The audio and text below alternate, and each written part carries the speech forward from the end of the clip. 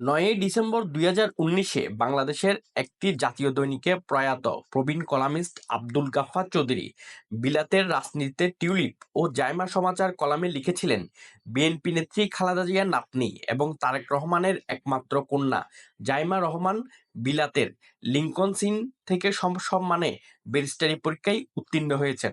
এখন তিনি ব্যারিস্টার জাইমা রহমান।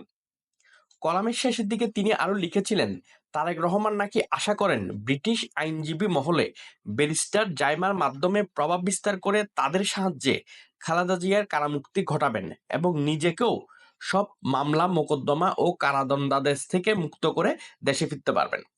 তার নেতৃত্বে বিএনপি আবার ক্ষমতায় যাবে এবং শেখ পরিবারের উপর কঠোর প্রতিশোধ নেওয়া যাবে। জাইমাকে ব্রিটিশ এমপি করার ব্যাপারে তার আশা, ভবিষ্যতে ব্যারিস্টার জাইমা রহমানকে ব্রিটিশ পার্লামেন্টে পাঠাতে পারলে ব্রিটিশ রাজনীতিতে টিউলিপ তথা শেখ পরিবারের প্রভাব ঠেকানো যাবে। জনাব চৌধুরীর বক্তব্যে স্পষ্ট হয়ে উঠে যে তারেক রহমান তার কন্যা জাইমা রহমানকে আন্তর্জাতিক মানের আইন ও রাজনীতির নেতৃত্বে পরিণত করতে কঠোর পরিশ্রম করছেন। জাইমা রহমান ২৬শে অক্টোবর ১৯৯৫ সালে ঢাকার হলি ফ্যামিলি হাসপাতালে জন্মগ্রহণ করেন। তার শৈশব কাটে ঢাকার সেনানিবাসের শহীদ মইনুল সড়কের বাসায়। জাইমা ঢাকা শহরের বারিধারায় আইএসডি স্কুলে ইংরেজি মাধ্যমে পড়াশোনা শুরু করেন। ২০০৮ সালে সেনা সমর্থিত তত্ত্বাবধায়ক সরকারের আমলে তিনি তার বাবা মায়ের সাথে যুক্তরাজ্যে চলে যান। সেখানে তিনি লন্ডনের মেরিমাউন্ট গার্লস স্কুল থেকে ও লেভেল পরীক্ষায় উত্তীর্ণ হন। এরপর তিনি লন্ডনের কুইন মেরি ইউনিভার্সিটিতে আইন বিভাগে ভর্তি হয়ে উচ্চশিক্ষা অর্জন করেন। পরে যুক্তরাজ্যের খ্যাতনামা প্রতিষ্ঠান ইনার টেম্পল থেকে বারেট ল সম্পন্ন করেন জাইমা রহমান। জাইমা রহমানের মা ডাক্তার জুবাইদা রহমান। জাইমার নানা মাহবুব আলী খান ছিলেন বাংলাদেশ নৌবাহিনীর প্রধান। নানি বিশিষ্ট সমাজ সংস্কারক ইকবাল মান্দ বানু। তারেক রহমানের প্রতিনিধি হিসেবে তার কন্যা ব্যারিস্টার জাইমা রহমান যুক্তরাষ্ট্রের ন্যাশনাল প্রেয়ার ব্রেকফাস্ট অনুষ্ঠানে যোগ দেন। যুক্তরাষ্ট্র কংগ্রেসের আনুষ্ঠানিক আমন্ত্রণে রাজধানীর ওয়াশিংটন ডিসিতে গত ৫ ও ৬ ফেব্রুয়ারি এই ন্যাশনাল প্রেয়ার ব্রেকফাস্ট অনুষ্ঠিত হয়।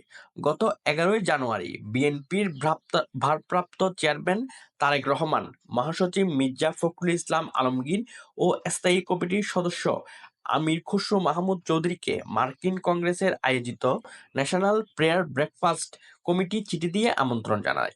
জাইমা রহমান লন্ডন থেকে যুক্তরাষ্ট্র যান। ১৯৫৩ সাল থেকে প্রতি বছর অনুষ্ঠিত এই অনুষ্ঠানে বিশ্ব নেতারা অংশ নেন। ব্যারিস্টার জাইমা রহমান যুক্তরাষ্ট্রের ওয়াশিংটন ডিসিতে উইমেন্স ফেলোশিপ ফাউন্ডেশনের নেত্রী রেবেকা ওয়াগনার ও অন্য সদস্যদের সঙ্গে একটি গুরুত্বপূর্ণ বৈঠক করেন।